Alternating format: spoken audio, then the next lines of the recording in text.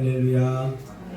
오늘 예배자리에 나오신 여러분들을 주님의 이름으로 환영하고 사랑하고 축복합니다. 하나님의 은혜와 사랑이 여러분에게 넘치는 줄로 믿습니다. 오늘 창세기 30장 25절에서 36절의 말씀을 본문으로 해서 약한 것을 택하시는 하나님이라는 제목으로 함께 은혜를 나누려 합니다. 하나님은 사람을 선택하십니다. 하나님은 사람들 가운데 구원받을 자를 택하시고 지명하여 부르시고 또 그 중에서 사명자를 세우시고 또 하나님은 선택하셔서 하나님의 영광 삼을 자를 세우시기도 하십니다. 근데 하나님을 선택하시는데 그 선택의 기준이 있습니다. 오늘 그 선택의 기준을 알아가는 시간입니다. 하나님의 선택의 기준만 알아도 은혜가 됩니다. 하나님의 선택에는 하나님의 은혜가 담겨있기 때문에 그렇습니다.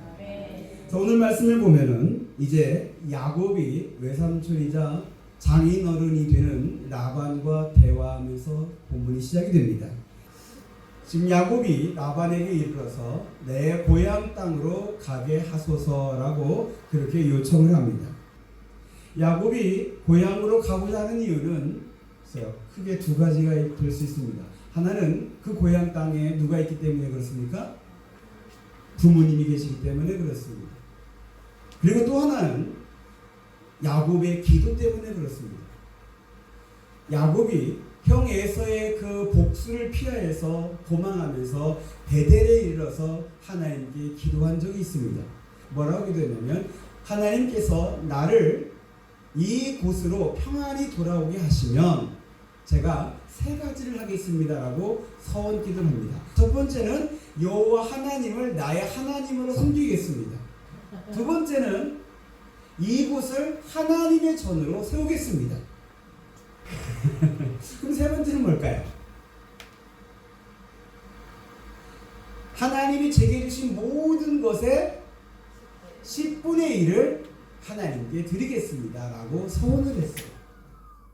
이 야곱의 기도를 하나님이 들으셨어요.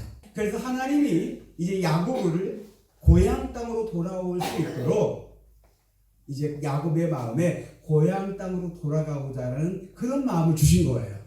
찬송도 여러분, 하나님께서 야곱의 기도를 들으시는 것처럼 저의 기도를, 여러분의 기도를 들으시는 줄 믿으세요. 그리고 그 기도가 응답되도록 하나님은 지금도 하나씩 작업해 가시는 줄로 믿습니다. 자, 야곱의 마음에 고향 땅으로 돌아가고자 하는 그런 마음을 주셔서 야곱이 이제 고향 땅으로 돌아가겠다라고 말을 합니다. 이때가 야곱이 하란에 온 지 14년이 된 때예요. 이렇게 이제 야곱이 라반에게 고향 땅으로 돌아가겠다라고 말을 하자 라반은 야곱을 붙잡으려고 합니다. 야곱이 이유로 대답하는 게 뭐냐면 너 때문에 우리 집안이 복을 받았다. 그거예요. 야곱이 오기 전에는 라반의 집안이 별로 보잘것 없었어요. 그런데 이제 라반의 집안의 그 양들을 야곱이 돌보면서 양이 막 늘어나는 거예요. 그걸 보면서 라반이 깨달았어요. 누구 때문에? 야곱 때문에 우리 가정이 복을 받았다. 그걸 깨달았다는 오늘 말씀 나와요. 자, 그러면서 라반이 야곱을 붙잡기 위해서 한 가지 제안을 해요. 뭘 제안하냐면 품삯을 네가 정해라. 그 품삯을 내가 너에게 주겠다라고 말을 하는 거예요. 좀 라반이 욕심이 많아요. 술수도 많고 욕심도 많아요. 그러다 보니까 야곱이 축복의 통로인 줄 알지만 그러나 야곱에게 어떤 품삯을 주지 않았어요. 그러다가 이제 야곱이 떠난다고 하니까 붙잡으려고 품삯을 주려고 하는데 이제 라반이 큰 인심을 쓰는 거예요. 내가 품삯을 정해라. 자, 그러자 야곱이 품삯을 말을 하는데 아주 독특하고 이상하게 말을 합니다. 자, 야곱이 정한 품삯은 양 중에서 아롱지고 점있고 검은 것을 내 품삯으로 하고 염소 중에는 아롱지고 점 있는 것을 내 품삯으로 하겠습니다 라고 말을 한 거예요. 야곱이 말하는 것들은 다 유전학적으로 열성에 속하는 것이래요. 그 말은 뭐냐면 그렇게 많지도 않고 또 건강하지도 않고 열성이기 때문에 야곱이 제안한 이것은 야곱에게는 손해가 되는 제안이에요. 야곱이 이렇게 제안한 것의 첫 번째 이유는 외삼촌 라반이 욕심쟁이라는 것을 야곱이 알기 때문에 그래요. 그러니까 라반에게 손해가 되지 않는 것을 제안한 거예요. 자기에게 손해가 될지언정 라반에게는 손해가 안 되는 것. 그 있는 것 좀 띄워줘서 이미 14년 동안 야곱이 쳤었잖아요. 그래서 수고했다라고 띄워줘도 되는데 이미 있는 것도 아까워서 그걸 그냥 따로 띄워서 아들들에게 멀리 보내고 이제 새로 태어나는 것들만 너 거라고 가져라 이렇게 하는 거예요. 제가 이 부분을 주석을 보니까 왜 야곱이 이렇게 선택을 이런 제안을 했을까요? 하고서 주석을 보니까 이런 해석이 있더라고요. 야곱이 이제부터 하나님을 믿고 의지하기 시작했다라는 해석이 있어요. 이게 무슨 말이냐면 여러분 야곱도 사실 욕심이 많아요. 외삼촌 라반보다는 좀 도찐개찐 같아요. 그런데 인생이 자기 욕심대로 자기 마음대로 자기 생각대로 자기 계획대로 되지 않더라고요. 장자의 축복을 받았지만 도망자 신세가 되었고 하란에 도착해서 라헬을 만나 라헬을 사랑했지만 그 라헬을 얻기 위해 7년 동안 수고했지만 제일 먼저 누구를 얻었어요? 언니 레아를 아내로 맞이했고 그 둘 아내를 맞이했어요. 그런데 이상하게 자기가 사랑한 라헬은 아이를 못 낳고 레아가 아이를 숭숭숭 잘 낳고 7년이 지나고 나서 겨우 라헬에게서 아들이 하나 낳았어요. 이 모든 것들을 경험해 보면서 야곱이 깨달은 게 있죠. 아, 내 인생 내 마음대로 되는 것이 아니구나. 내 욕심대로 되는 게 아니구나. 내 생각과 내 계획 위에 나를 지도하시고 나를 다스리시고 나를 이끄시는 전능자 하나님의 손이 있구나. 할렐루야. 야곱이 깨달은 이 깨달음을 저도 여러분도 깨달을 수 있게 되길 원합니다. 아, 하나님의 손이 나를 이끄시는구나. 인생 내 생각대로 되는 게 아니구나. 그리고 야곱은 하나 더 나아가는 거예요. 지금 내가 손에 드는 거 이것을 세운다 할지라도 하나님의 손이 도우시면 하나님의 손이 이끄시면 나를 빈손되게 하진 않을 거다. 이런 아름지고 점이 있고 흠 있는 것을 택한다 할지라도 하나님은 나를 빈손되게 하진 않으실 것이다. 하나님을 믿은 거예요. 하나님을 의지한 거예요. 할렐루야. 그래서 야곱은 이런 것을 제안한 거죠. 이게 바로 십자가를 선택하는 모습이에요. 사랑하는 성도 여러분, 우리 예수를 믿는 그리스도인은 선택하고 판단하고 결정할 때 내게 이득되는 거, 내 욕심을 채울 만한 거, 내가 좋아하고 원하는 거 이런 것들만 선택하려고 하는 그런 마음, 그것은 사실은 욕심의 마음이에요. 예수 믿는 그리스도인은 십자가를 선택할 수 있어야 하는데 이 십자가를 선택할 수 있으려면은 하나님을 믿어야 돼요. 하나님의 손을 붙잡아야 돼요. 그래야 하나님을 믿고 십자가를 선택할 수 있어요. 야곱이 이렇게 하나님을 믿음으로 선택한 이 십자가, 이 모습, 여기에는 하나님의 선택이 담겨져 있어요. 야곱이 점있고 아롱지고 검은 것들을 선택하는 것을 통해서 하나님께서 사람들을 어떻게 선택하시는지를 우리에게 알려주시고 있어요. 초반에 제가 하나님은 사람을 선택하신다고 그랬어요. 근데 선택의 기준이 뭐냐? 고린도전서 1장 27절과 28절의 말씀이 나와 있어요. 하나님께서 세상에서 미련한 거, 약한 거, 천한 거, 멸시받는 것들, 없는 것들을 택하사라고 말씀이 나와요. 하나님이 사람들을 택하셔서 지명하여 부르셔서 예수 믿게 하시고 자녀 되게 하시고 사명자 되게 하시고 하나님의 영광을 나타날 자로 세우시는데, 근데 그 택하시는 기준이 뭐냐면 세상 사람들 가운데서 불쌍한 사람들, 없는 사람들, 멸시받고 천대받고 짓눌려 사는 그 사람들을 하나님이 택하신다는 거예요. 그 말은 돌려 말하면 이런 말이죠. 나는 부족합니다. 나는 어리석습니다. 나는 약한 자입니다. 이거 인정할 때부터 은혜가 시작이 되더라고요.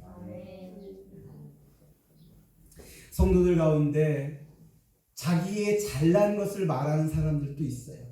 내가 누군데, 나 배울 만큼 배웠고, 나 할 줄 아는 거 많고, 나 웬만한 많이 가졌어, 나는 죄가 없이 선해 라고 말을 하고 자기를 그렇게 드러내는 성도들이 있어요. 근데 하나님은 그런 사람들에게 뭐라고 말씀하셨냐면 네가 교만하다라고 말씀하셔요. 네가 거짓되다라고 말씀하셔요. 그래서 하나님은 그 교만을 깨뜨리시기 위하여 그 사람을 치셔요. 질병으로 치시고 사건과 사고로 치시고 실패를 경험하게 하시면서 치셔서 바짝 엎드리게 하시더라고요.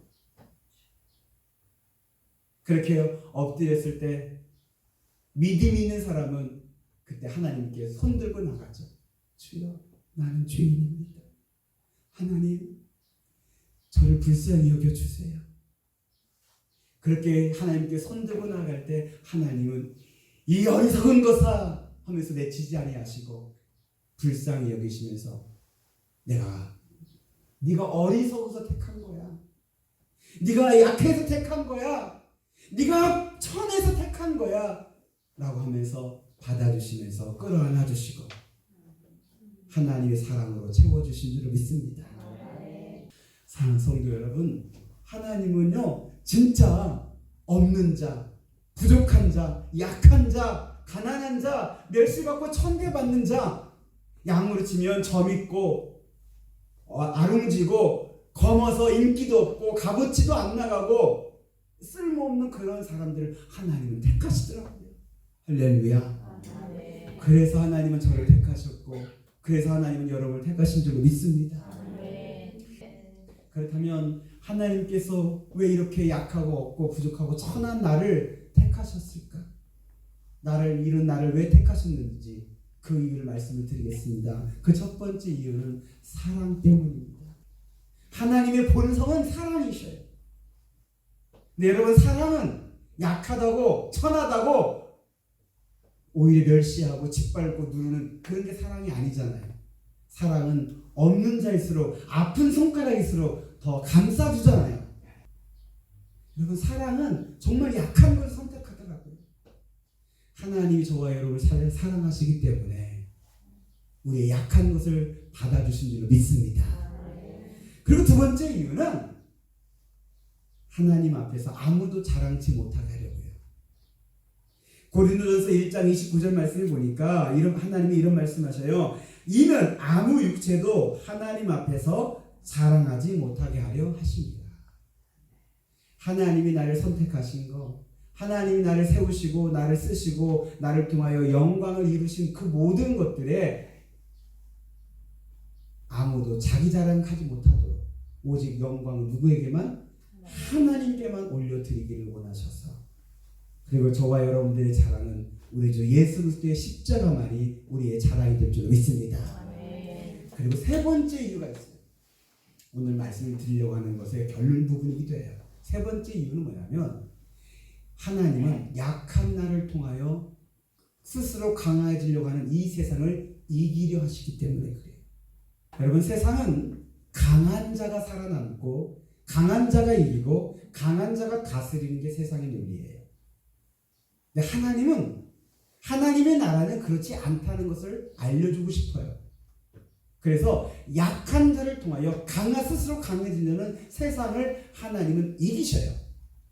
그 대표적인 사건이 뭐냐면 예수 그리스도의 십자가와 부활이에요. 세상에서 가장 낮고 천한 자의 모습으로 죽으신 예수가 부활하시더니 우리를 죄와 사망에서 구원할 메시아가 된 거예요. 구세주가 된 거예요. 그 예수가 하나님께서 이 세상을 다스리신 하나님의 아들이심을 인정받는 놀라운 승리가 된 거예요. 할렐루야. 여러분, 그래야 해서 예수 그리스도의 십자가와 예수 그리스도의 부활은 하나님의 승리 방정식이 되었어요.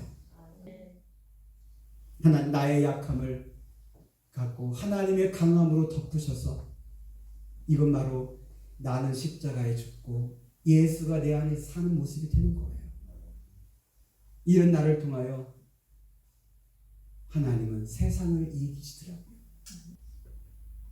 아니 어떻게 그런 약한 것을 통해 하나님 승리 이루실 수 있을지 그것은 다음 주에 말씀을 드리겠습니다. 어떻게 하나님이 어떻게 하셔서 그렇게 승리를 이루신지는 다음 주 말씀이 나오더라고요. 다음 주도 기대하셔요. 그럼 오늘 먼저 나를 택하신 하나님의 은혜에 감사하시고 하나님의 강함으로 채움받으시고 하나님이 나를 통해서 이루신 그 승리의 영광을 기대하시면서 믿음의 발걸음을 한 발 한 발 나아가는 저와 여러분 되시기를 우리 주 예수 그리스도의 이름으로 축원합니다. 기도하겠습니다.